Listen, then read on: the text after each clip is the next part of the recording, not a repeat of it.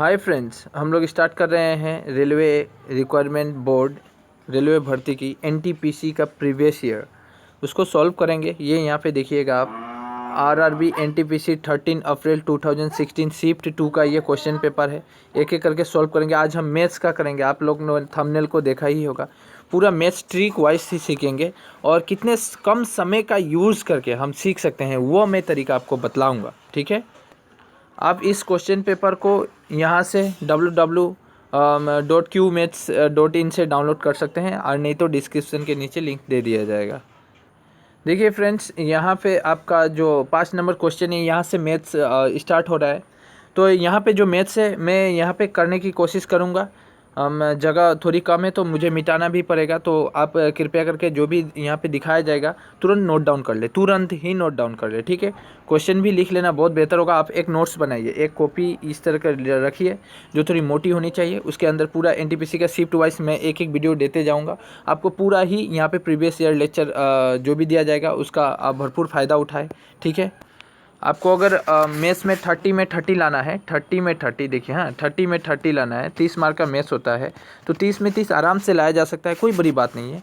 और मैथ्स से डरना भी नहीं है। बेसिक आपको याद होनी चाहिए। आप बेसिक अगर नहीं सीखे हैं तो कृपया करके बेसिक ज़रूर सीख लें।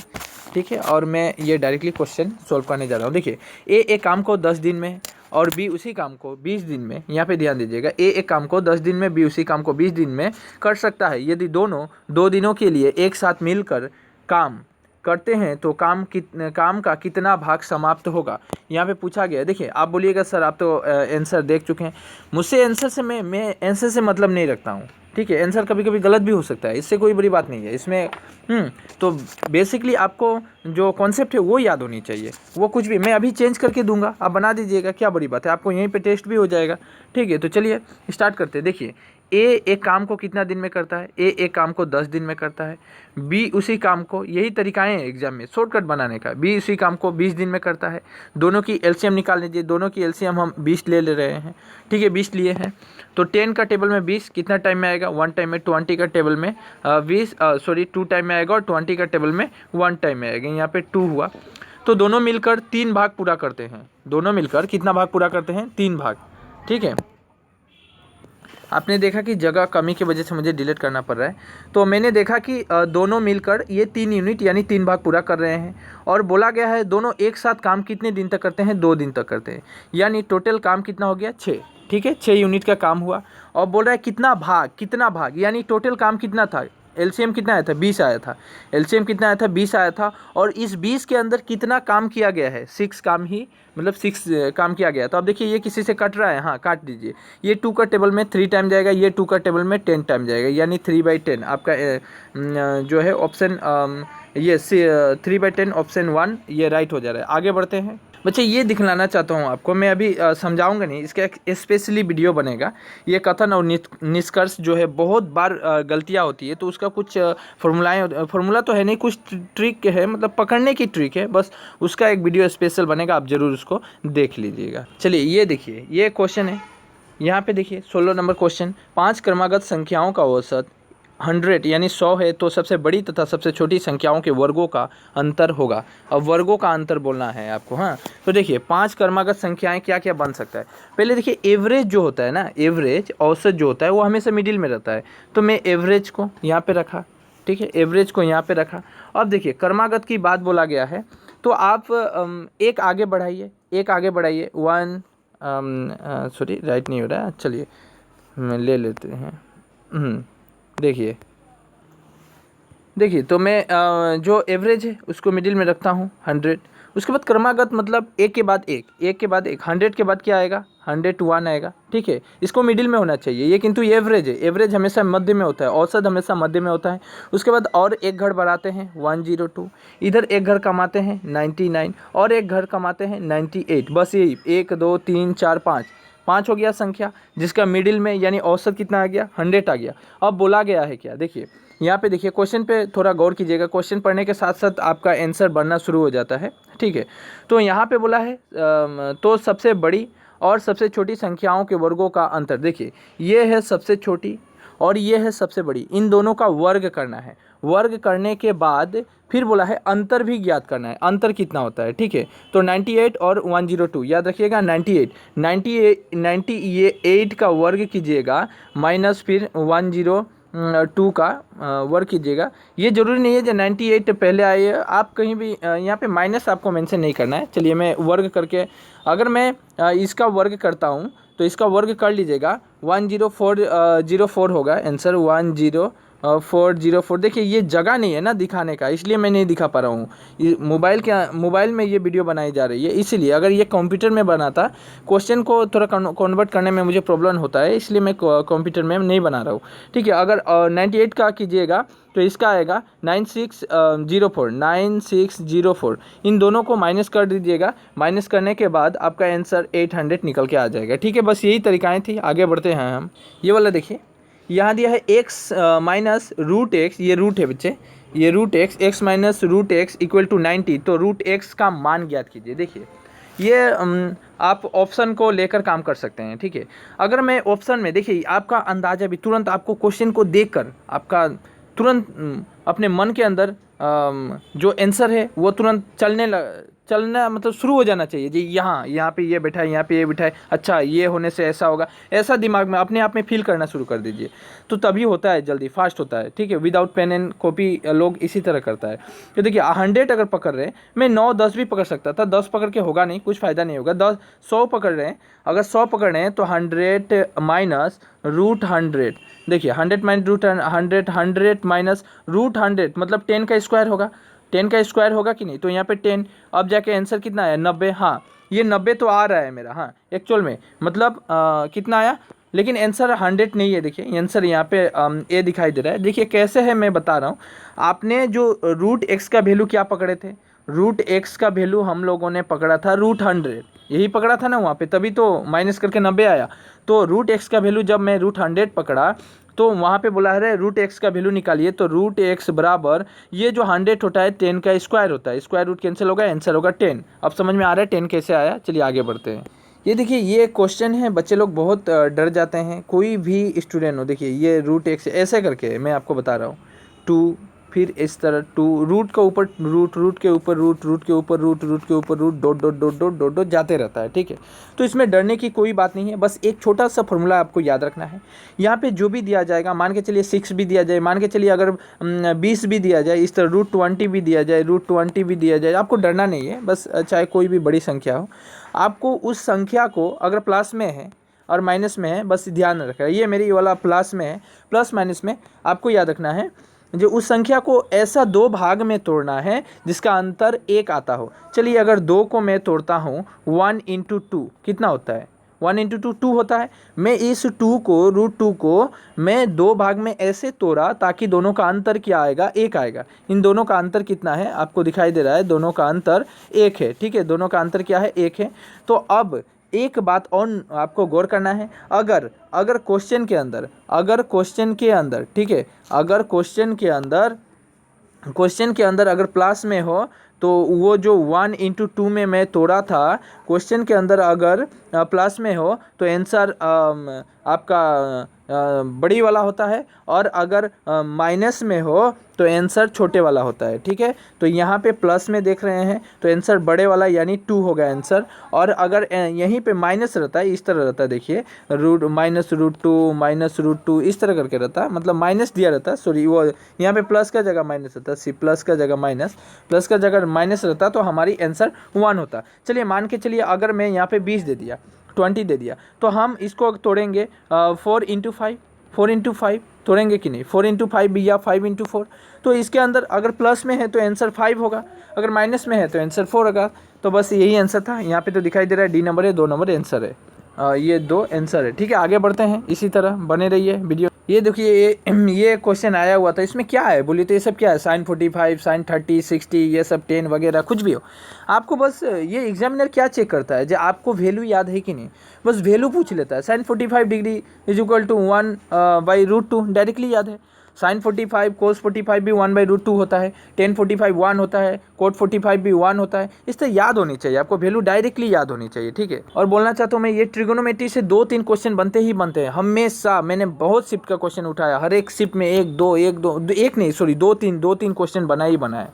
ये क्वेश्चन को जरा पढ़िए। 40 मीटर रस्सी से घिरे आयताकार मैदान का अधिकतम क्षेत्रफल ज्ञात कीजिए। देखिए अधिकतम क्षेत्रफल, ये आपको गौर करना है।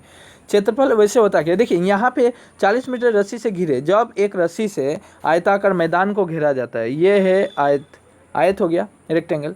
यहाँ पे क्या होता है, इसको चारों तरफ से हम रस्सी इस तरह लगा दिए। जब रस्सी को भी लगाएंगे तो रस्सी भी आयताकार का ही रूप ले लेगा, ठीक है। तो आप बताइए, जब रस्सी चारों बगल से लगाया गया है तो ये चारों बगल की माप को क्या कहते हैं, परिमाप बोला जाता है। उसका फॉर्मूला क्या होता है, उसका फॉर्मूला आपको याद है, 2 × L + B इक्वल टू कितना दिया हुआ है, 40। इक्वल टू कितना दिया है, 40। अब हम L + B इक्वल टू 40 को 2 से डिवाइड करेंगे, 20 आ जाएगा। L + B equal to 20।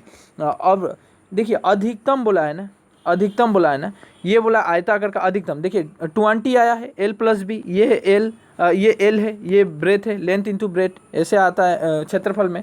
तो लेंथ प्लस ब्रेथ का कितना दिया है, 20। तो लेंथ प्लस ब्रेथ का 2 भागों में बांटना है। 20 मेरे पास आया है, मैं 10-10 करके भाग सकता हूँ, 10-10 करके दे दिया, 10 × 10। इसका क्षेत्रफल कितना होगा, 10 × 10 मतलब 100। आप देख लीजिए, अगर आंसर यहाँ पे दिया है तो डी नंबर, हाँ यही है आंसर।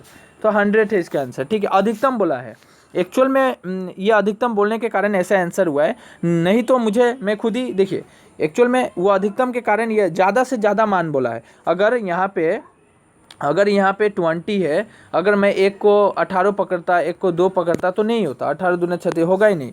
क्यों नहीं होता, देखिए अधिकतम बोला गया इसलिए। और एक बात और आपको गौर करना है, जो वहाँ पे जो आयताकार मैदान था, लेंथ इंटू ब्रेथ था, वहाँ पे एक आपको सटीक जानकारी होनी चाहिए, तभी तो आप एक का निकाल सकते हैं। तो वो जानकारी यहाँ पे दिया नहीं गया था, वहाँ पे डायरेक्टली बोला गया जो अधिकतम कितना होगा, 10 होगा। यही ज़्यादा से ज़्यादा हो रहा है।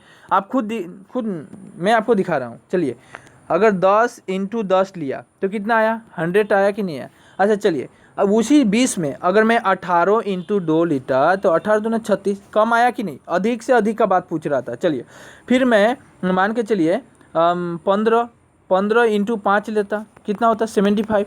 ये 75, 36, ये तो 100 से कम ही है ना। तो ज़्यादा से ज़्यादा का पूछा है, तभी तो 10 × 10 होगा ना। अभी समझ में आया, कन्फ्यूज़ दूर हुआ, ठीक है आगे बढ़ते हैं।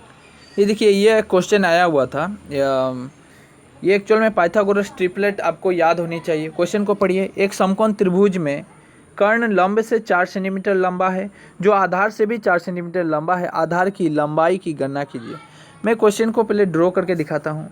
एक समकोण त्रिभुज बोला गया है, तो मैं ये समकोण त्रिभुज लिया।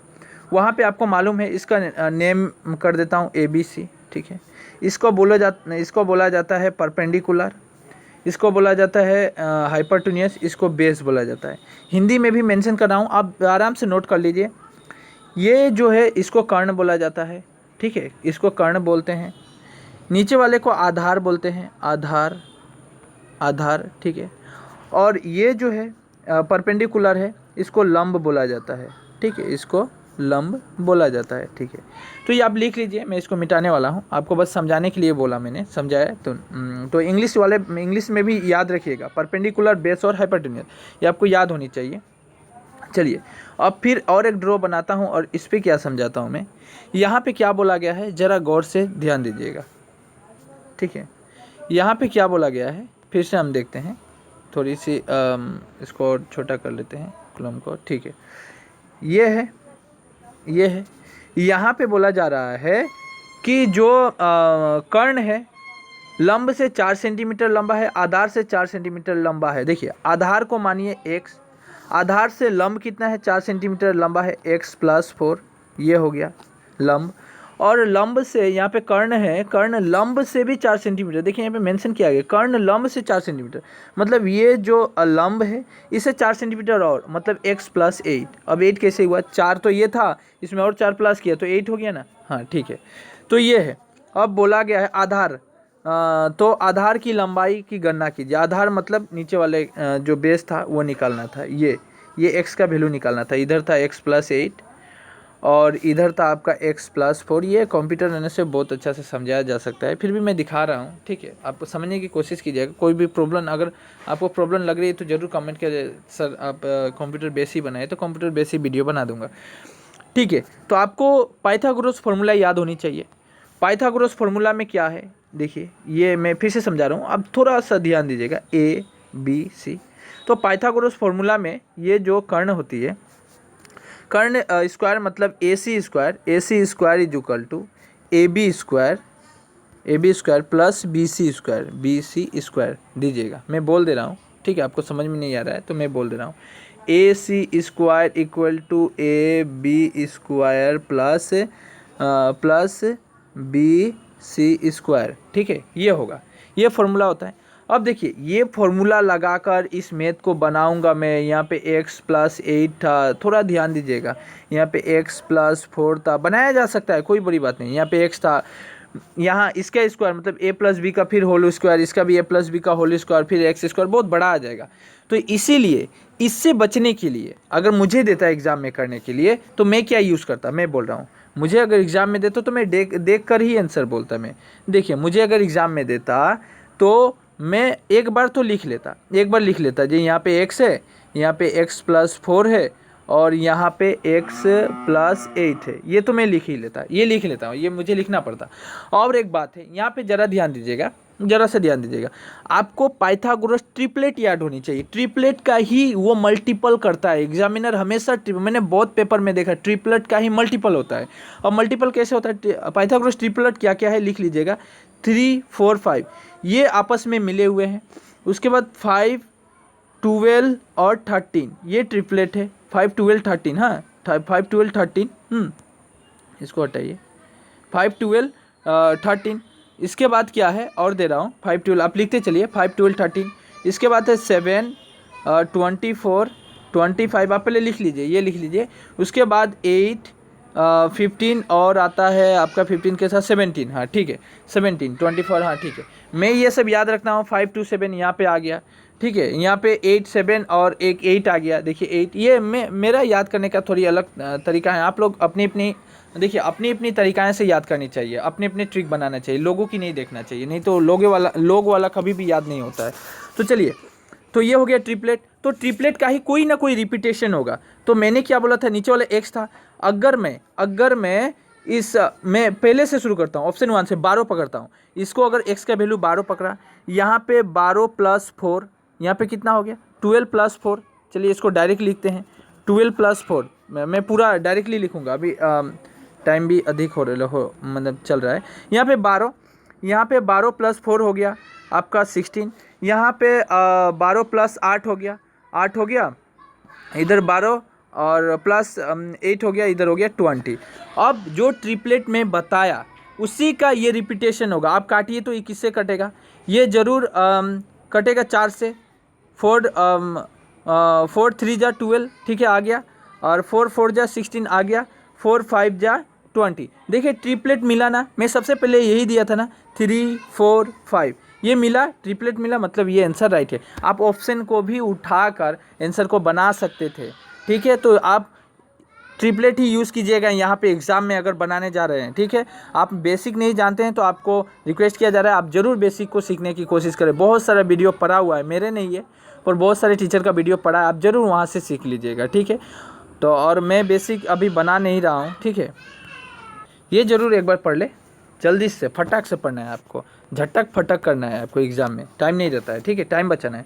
42 सबसे बड़ी तथा सबसे छोटी 2 अंकों की अभाज्य संख्याओं के अंतर की गणना कीजिए। देखिए अभाज्य संख्या बोला है, अगर मैं 2 अंकों की लेता हूं तो 10 से शुरू करता हूं, 10 लेता हूं, 10 एक भाज्य संख्या है, नहीं ले सकता।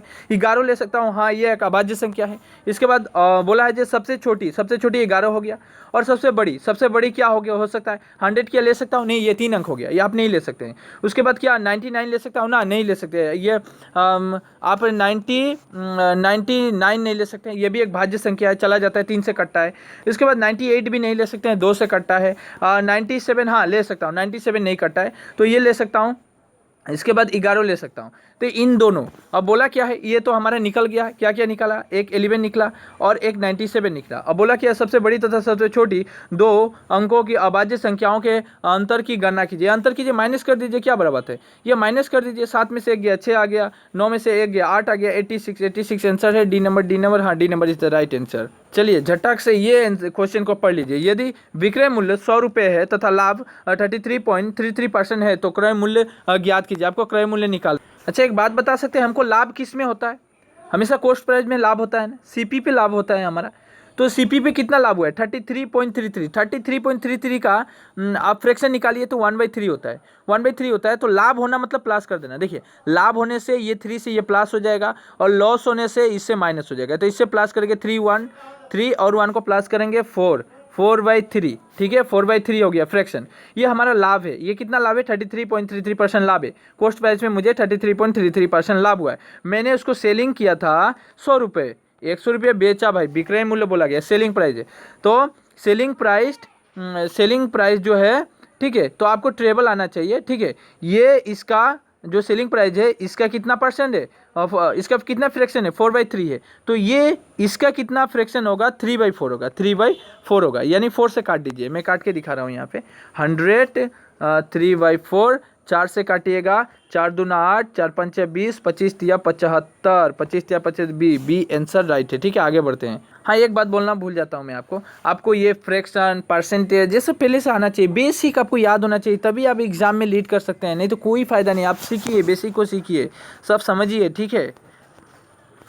और एक बात यहाँ पे बोलना चाहता हूँ, आपको मार्क प्राइस, कॉस्ट प्राइस और सेलिंग प्राइस इस पे ट्रेवल करना आना चाहिए आपको। यहाँ से यहाँ जाना, यहाँ से यहाँ जाना, यहाँ से यहाँ जाना, यहाँ से यहाँ जाना, ये भी आपको एक वीडियो में बारीकी से समझा दिया जाएगा। मैं वो बेसिक वीडियो लाऊंगा, पर मैं बस ये क्वेश्चन पेपर के लिए लाया कि आपको जो प्रीवियस क्वेश्चन पेपर है सॉल्व करा दूँ, ताकि आपका एग्जाम बहुत ही सामने। यहाँ तो NTPC का डेट निकल गया, इसलिए मैं सोचा क्यों ना वीडियो एक एक करके बना के बच्चे लोग को ये दे दिया जाए, ठीक है।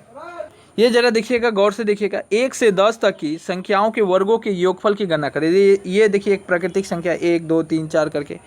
अब बोला गया है 1 से 10 तक की संख्याओं के वर्गों का योगफल। देखिए ऐसा मैं तो ज़्यादातर फार्मूला विदाउट फार्मूले पे बनाने की कोशिश करता हूँ, लेकिन ये जो नंबर सिस्टम है SCF LCM में, इसमें कुछ फार्मूलाएँ यूज़ करना बहुत ज़रूरी हो जाता है। तो कुछ फार्मूला है आपको याद करना बहुत ज़रूरी है।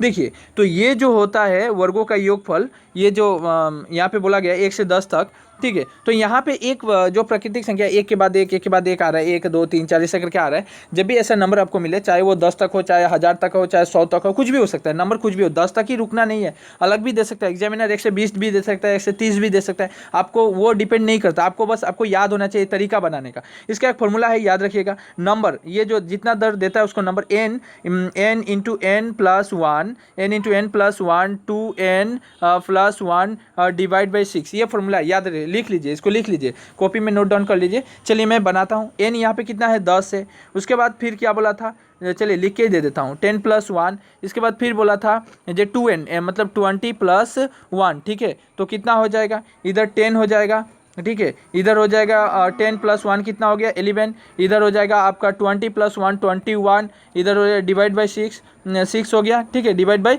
6 हो गया। मैं 3 से काटता हूँ, 3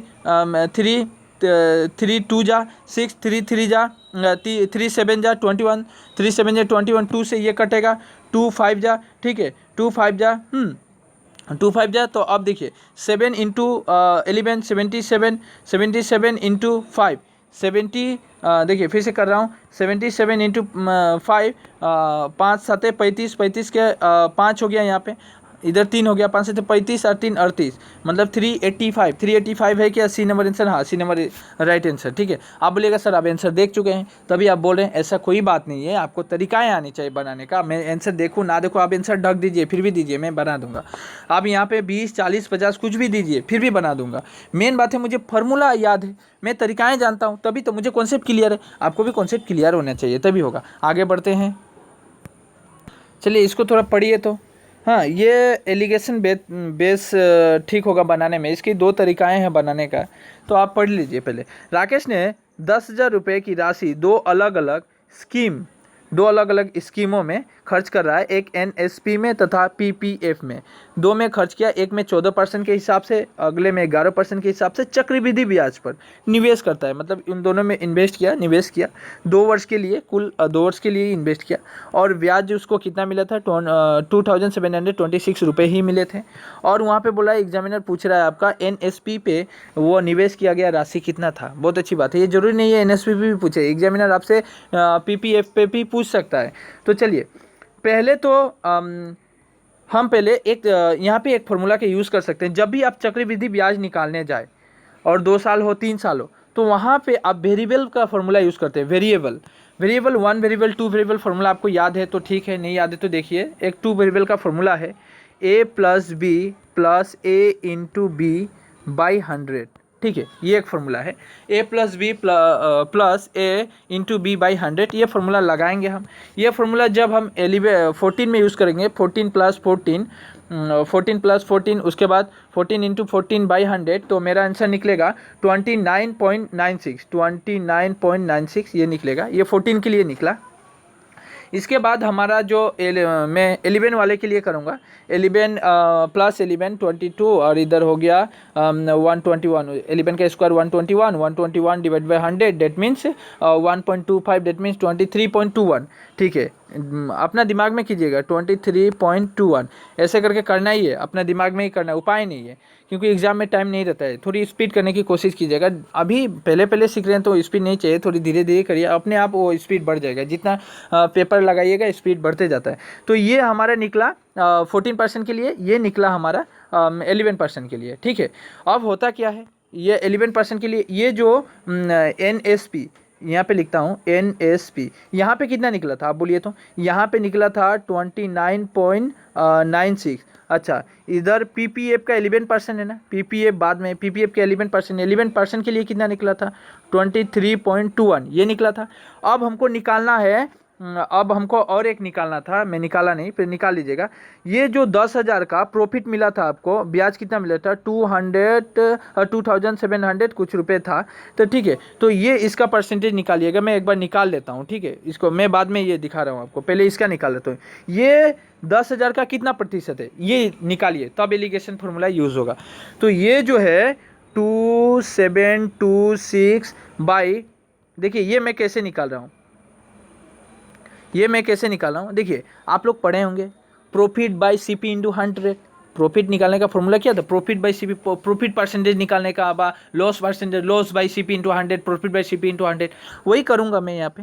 मेरा ये ब्याज आना मतलब क्या? प्रॉफिट आना। मैंने किसी को 10 रुपया दिया, उसने मुझे 15 रुपया दे दिया लौटा के, मतलब 5 रुपया प्रॉफिट हुआ, वही प्रॉफिट है। ये जीरो से ये जीरो से ये जीरो से जीरो कैंसिल, यहाँ पे डबल जीरो है, यहाँ पे डबल पॉइंट आ जाएगा, 2 डिजिट के बाद पॉइंट आ जाएगा 27.26। याद रखिएगा 27.26। मैं फिर से बना रहा हूँ, मुझे अब याद हो गया।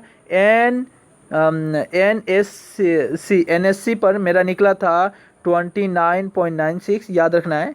उसके बाद PPF में कितना निकला था? PPF में मेरा निकला था 23.21, ठीक है, इतना ही निकला था। इसके बाद अभी जो मैं निकाला 27.26, ये मेरा जो प्रॉफिट परसेंटेज था ये था। अब एलिगेशन में इससे माइनस करना पड़ता है, इससे माइनस करना पड़ता है। इससे जब मैं इसको माइनस करूँगा तो मेरा आंसर निकल के आएगा।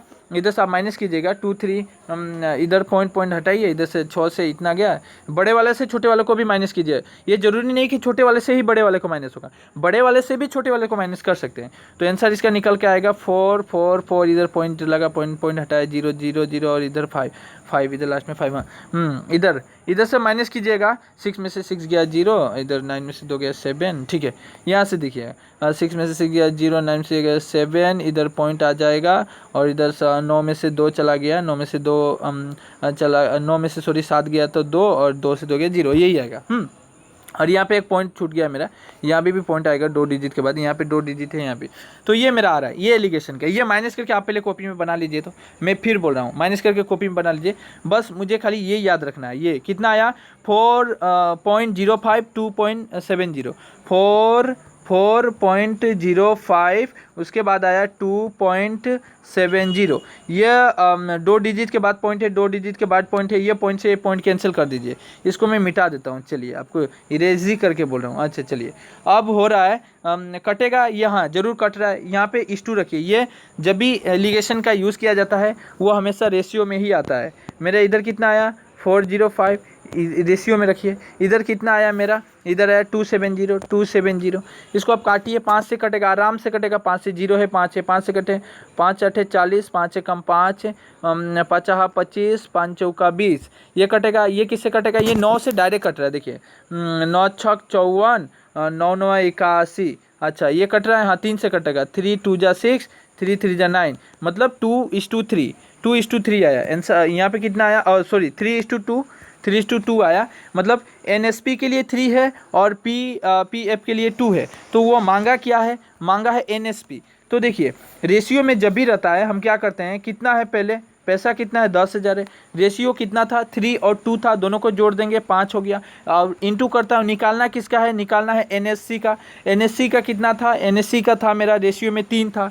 तो मैं 10,000 को 5 से डिवाइड करूँगा, 3 से इंटू करूँगा, 5 दूना 10, 3 दूना 6, 6 और इधर 000, यहाँ पे 000, हाँ ठीक है 6,000। इसका आंसर 6,000 होगा। आगे देखते हैं। देखिए आंसर ए है। यहाँ पे कुछ गलतियाँ लग रहा है, थोड़े और एक बार चेक कर लेते हैं, सॉरी वेरिफिकेशन करना।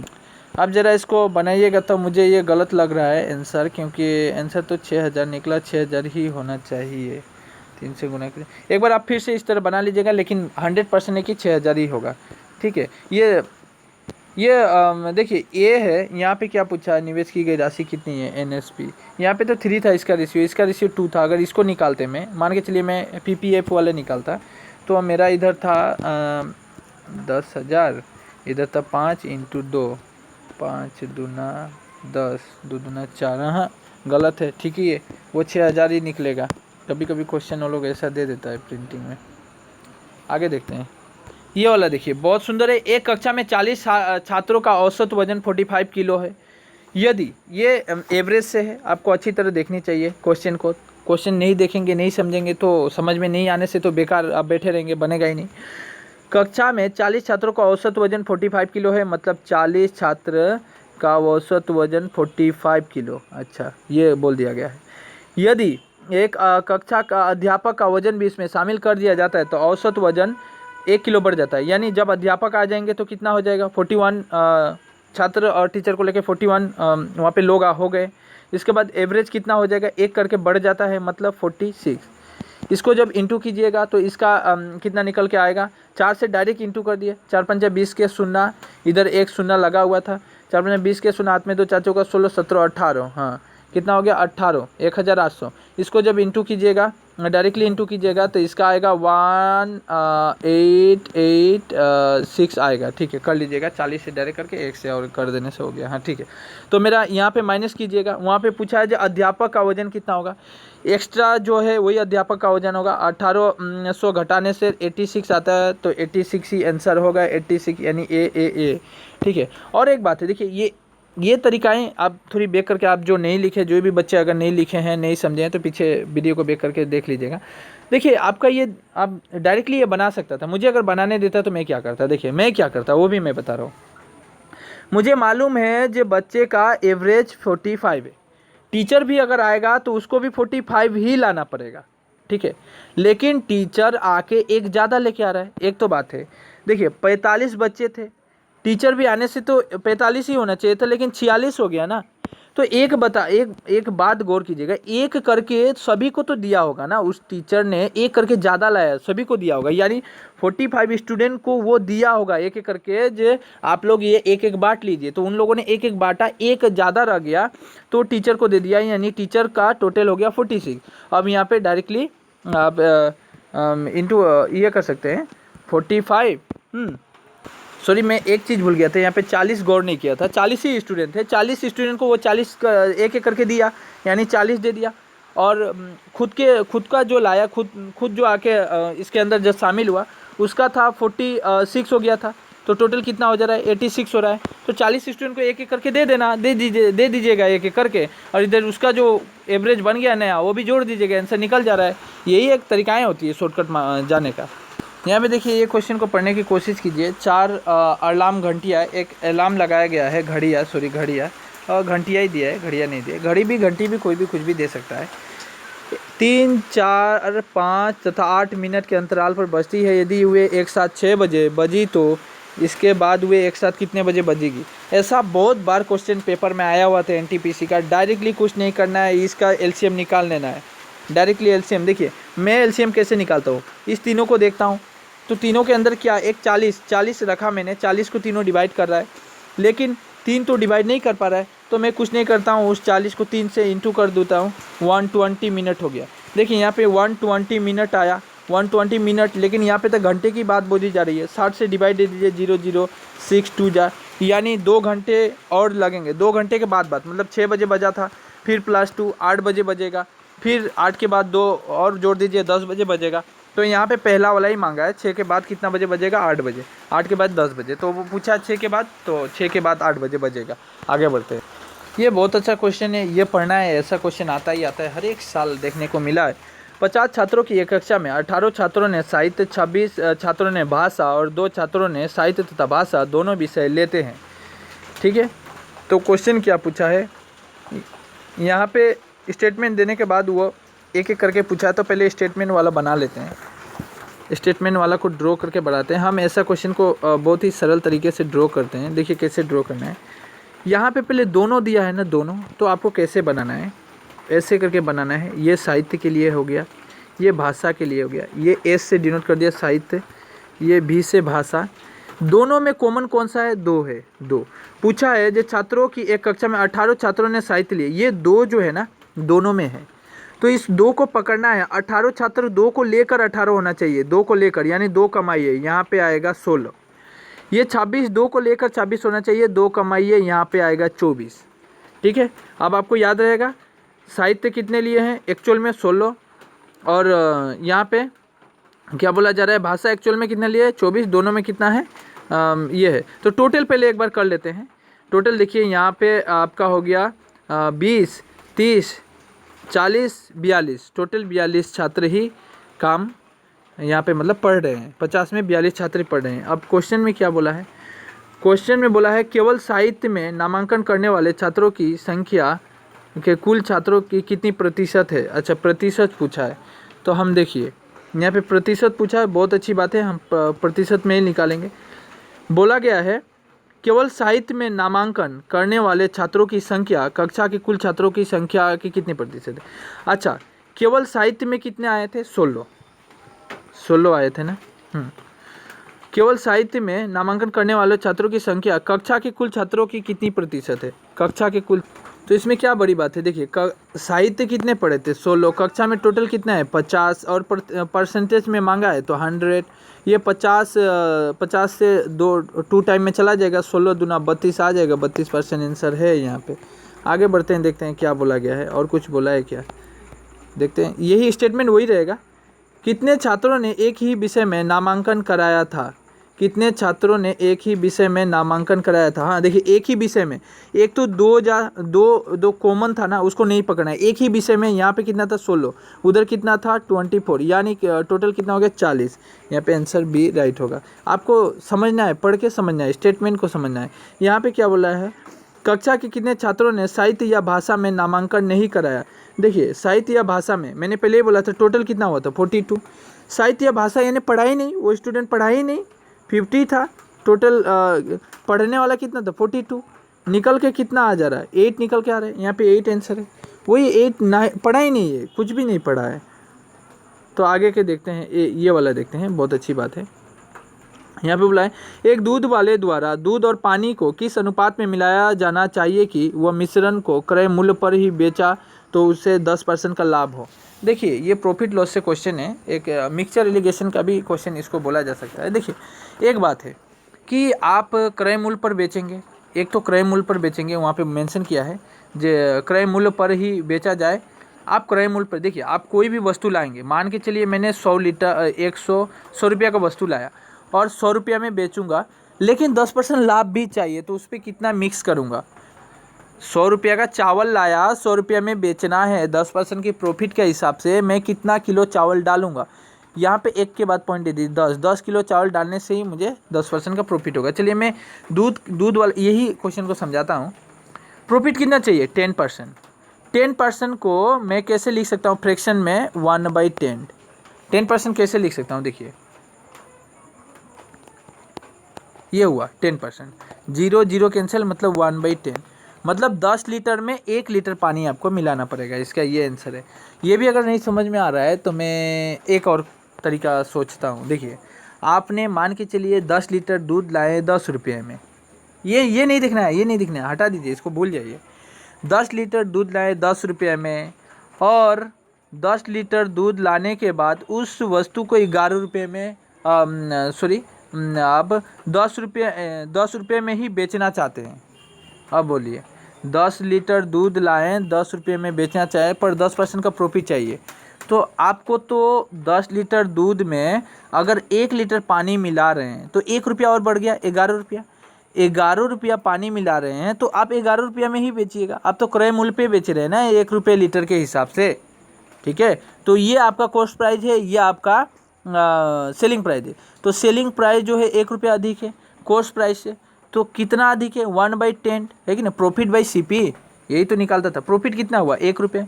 सीपी कितना था, 10 रुपये इंटू 100। क्या 10% निकल रहा है, यस 10% निकल रहा है। ये भी एक तरीका था। ये अपने ऊपर विजुलाइज करके बनाया जा सकता है। आप किस तरह सोचते हैं, अपने सोच के ऊपर भी डिपेंड करता है ये सब, ठीक है। ये नहीं है, आगे बढ़ते हैं। देखिए टाइम बहुत हो रहा है, मैं थोड़ी और जल्दी से मैं बता रहा हूँ। देखिए वो 116 का रूट कितना होता है, 13 होता है, आपको मालूम है। यहाँ पे देखिए ये तरीकाएं मैं बनाने की तरीका बता देता हूँ। ऐसा क्वेश्चन बहुत देखने को मिलेगा। आप काउंट कीजिएगा, 1 2 3 4 5 6 7 8 8 है ना, लेकिन 8 तो रूट में है ना। ये 8 डिजिट समझ लीजिए, यहाँ पे 8 डिजिट है, ये रूट में है। जब ये रूट से बाहर निकलेगा वो आधा हो जाएगा, मतलब 4 डिजिट पे पॉइंट रहेगा। ये पॉइंट पे गौर कीजिएगा, 4 डिजिट पे पॉइंट रहेगा। यहाँ पे देखिए ये एक 4 डिजिट पे पॉइंट है, ये एक 4 डिजिट पे पॉइंट है। आंसर ये दोनों में से कौन होगा, आंसर ये दोनों में से आपको याद रखना है। ये 13 नीचे है, ये 13 का स्क्वायर है, ये 13 से 13 कटेगा, 1 होगा, ये आंसर होगा। मैं डायरेक्ट बता रहा हूँ। यहाँ पे देखिए एक दुकानदार, बहुत अच्छा क्वेश्चन है, देखते हैं। ये ट्रेबल करेंगे हम थोड़ा। यहाँ पे मेन बात है, मैं आपको थोड़ा बेसिक सिखा रहा हूँ इसलिए टाइम लग रहा है। तो चलिए यहाँ पे भी बेसिक को आपको समझा देता हूँ, थोड़ी ट्रेबल करते हैं। यहाँ पे एक दुकानदार अंकित मूल्य पर 10% की छूट देने के बाद 26% का लाभ भी कमाता है। यदि क्रय मूल्य 800 रुपये है तो अंकित मूल्य ज्ञात कीजिए। यहाँ पे बच्चे का बहुत आप लोग बहुत स्टूडेंट कन्फ्यूजिंग होता है। तो चलिए हम बनाते हैं। यहाँ पे ट्रेबल क्या करेंगे, देखिए यहाँ पे हम पहले सीपी को पकड़ेंगे, फिर सेलिंग प्राइस को देखेंगे, फिर मार्क प्राइस पे पहुँच जाएंगे। यहाँ पे बोला जा रहा है जो कॉस्ट प्राइस है वो वहाँ पे दे रहा है 800 रुपये। 800 रुपये दिया गया है, देखिए 800 रुपये दिया गया है। जो सेलिंग प्राइस है वो 126%, मतलब 26% प्रॉफिट है। प्रॉफिट मतलब 126, लेकिन जो मार्क प्राइस है वो 10% डिस्काउंट है, मतलब 90/100। 90/100 याद रखिएगा। अब हमको किस तरह ट्रेबल करना है, ट्रेबल में दिखा रहा हूँ। ये जो 800 रुपये था, इसमें हम लोग को कितना प्रॉफिट हुआ था, 126/100, क्योंकि 26% का प्रॉफिट है। लेकिन मार्क प्राइस पे कितना का डिस्काउंट दिया था भाई, 10% का। 10% पे मार्क प्राइस पे डिस्काउंट दिया जाता है, तो मार्क प्राइस को लाने के लिए हम 100/90 से गुना करेंगे। 90/100 था, उसको उल्टा देंगे 100/90, यानी मार्क प्राइस आ जाएगा। यह 100 से यह 100 कैंसिल हो गया, ये 0 से 0 कैंसिल हो जाएगा, ये 9 से ये चला जाएगा। आप मिला 9 से ये 126 था, 9 एकम 9, यहाँ पे देखिए 9 एकम 9, 10 11 12 3, 9 चौका 36, 14 8 112, 112 मतलब ये वाला आंसर ए नंबर। आगे बढ़ते हैं जल्दी से। आपको ये समझ में नहीं आ रहा है तो आप थोड़ा बेसिक सीखिए, बार बार बोल रहा हूँ मैं, मेरा कहना है ये। यहाँ पे देखते हैं, यदि एक निश्चित राशि 3 वर्ष में 10% चक्रवृद्धि ब्याज की दर से हाँ इतना रुपए हो जाती है तो राशि ज्ञात कीजिए। यहाँ पे चक्रवृद्धि ब्याज की बात की जा रही है। साधारण ब्याज रहने से तो इंटू करके निकाल सकते थे, लेकिन बातें हो जा रही है चक्रवृद्धि ब्याज की, ठीक है। तो हम चक्रवृद्धि ब्याज, यहाँ पर भी हम वेरिएबल का फॉर्मूला यूज़ करेंगे। देखिए 3 वर्ष के लिए बोला गया है, तो पहले 2 वर्ष का निकालेंगे, फिर 10। देखिए 10% करके, तो पहले 10 + 10 फिर +10 × 10/100, इस तरह करके जब निकालेंगे तो मेरा निकलेगा 21, 10 + 10 21% निकला, 21% निकला। फिर 21 को फिर और एक वेरिएबल यूज़ कर लेंगे, 21 + 10 + 21 × 10/100, इस तरह करेंगे। यहाँ पे 10/100, 100 यूज़ कीजिएगा नीचे, यहाँ पे 100, ठीक है। इस तरह करके बनाइएगा तो आपका 10 30 30 31 31 32 33 33 33.1 होगा, 33.1। यहाँ पे 33.1 नहीं, यहाँ पे 100 प्लस करके दिया है। आपका ये जो वैल्यू है पूरा वैल्यू है, मतलब, ठीक है। तो यहाँ पे आप 133.1 का वैल्यू यहाँ पे दिया है 5324, ठीक है, 5324। तो 100% का वैल्यू कितना होगा, तो 100% का वैल्यू के लिए एक काम कर सकते हैं आप, 5324 नीचे दीजिएगा, वो कितना आया था 133.1 इंटू 100, ठीक है। तो एक काम कर सकते हैं, आप ये जो पॉइंट के लिए यहाँ पे एक जीरो पहुँचा दीजिए, ये पॉइंट को गायब कर दीजिए, ठीक है। ये पॉइंट को, इसको पॉइंट को हटा दीजिए, गायब कर दीजिए। और 1331 से ये आप देखिएगा तो 4 1 जब 4, हाँ 4 टाइम में चला जाएगा। 4 टाइम में जाने के बाद आप 4 से इस 1000 को इंटू कीजिएगा, 4 इंटू 1000 4000 आंसर आ जाएगा, ठीक है। जैसा बोला मैंने कर लीजिएगा, ठीक है। यहाँ पे दीजिए क्वाड्रेटिक इक्वेशन से, ठीक है। तो ये आता है, इसको क्लास 10 में भी आप लोग पढ़े होंगे, मिडिल फैक्टराइजेशन बोला जाता है, ठीक है। क्लास 10 में ये तो 10 का ही मैथ देता है ना एनटीपीसी में 10 में। देखिए यहाँ पे आपको लाना है, तो यहाँ पे क्या होना चाहिए, 8 1 जा 8, 8 को 2 भाग में इस तरह डिवाइड करना है ताकि मिडिल में 6 है। 8 को अगर डिवाइड करूँगा तो x² रखूँगा और इधर +2 +4, 8 को इस तरह डिवाइड किया। देखिए 4 2 जा 8 होता है ना, 4 2 जा 8, मैं उसको डिवाइड कर लिया, उसको 2 + 4 कर दिया मैंने। इधर रखूँगा x, इधर साइड में x +8 आएगा, ठीक है, 8 आएगा। इधर x² होगा, +2 इंटू x 2x होगा, उसके बाद +4 इंटू x 4x होगा, इधर +8 होगा। इन दोनों में कॉमन क्या आ रहा है, इन दोनों में x कॉमन आएगा तो यहाँ पे रहेगा x + 2, और इन दोनों में कॉमन 4 आएगा तो यहाँ पे होगा x + 2, ठीक है। तो एक आएगा x + 2, एक आएगा x + 4। यहाँ पे देखिए कहाँ पे है ये, वो यहाँ पे है, 1 नंबर में है, x + 2 x + 4 ये आएगा, ठीक है। आपको समझ में नहीं आता है कमेंट कीजिएगा, मैं कोशिश करूँगा कि मैं कंप्यूटर में वीडियो बनाऊँ ताकि आपको कंप्यूटर में वीडियो बनाने से अच्छी तरह लिख कर समझाया जा सकता है। यहाँ पे मोबाइल में जगह की कमी हो जाती है।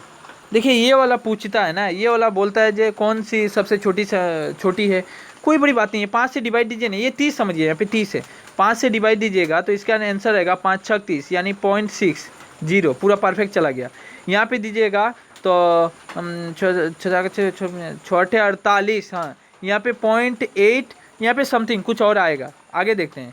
यहाँ पे अगर 3 से डिवाइड दे रहे हैं, यहाँ पे 0.66 और आते रहेगा।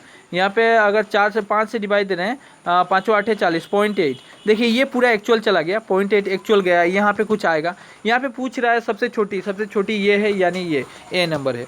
इस तरह ही डिवाइड देना है। आप एलसीएम लेके भी करा जा सकता है, ऐसी बात नहीं। कोई टीचर आपको ऐसा बताएगा 3/5 ये सब का एलसीएम लो, फिर मुझे बहुत मतलब झंझट लगता है, मैं नहीं करता हूँ उस तरह। आपको भी थोड़ी शॉर्टकट ही बताऊँगा ताकि टाइम बचे, उपाय नहीं है, ठीक है, उपाय नहीं होने के कारण। देखिए ये क्वेश्चन है, बहुत ज़बरदस्त क्वेश्चन है, मज़ा लगता है करके, आप आराम से कर सकते हैं, कोई बड़ी बात है नहीं यहाँ पे। और वैसे भी एनटीपीसी में 30 में 30 लाया जा सकता है, बार बार बोल रहा हूँ, आप थोड़ी कोशिश कीजिएगा।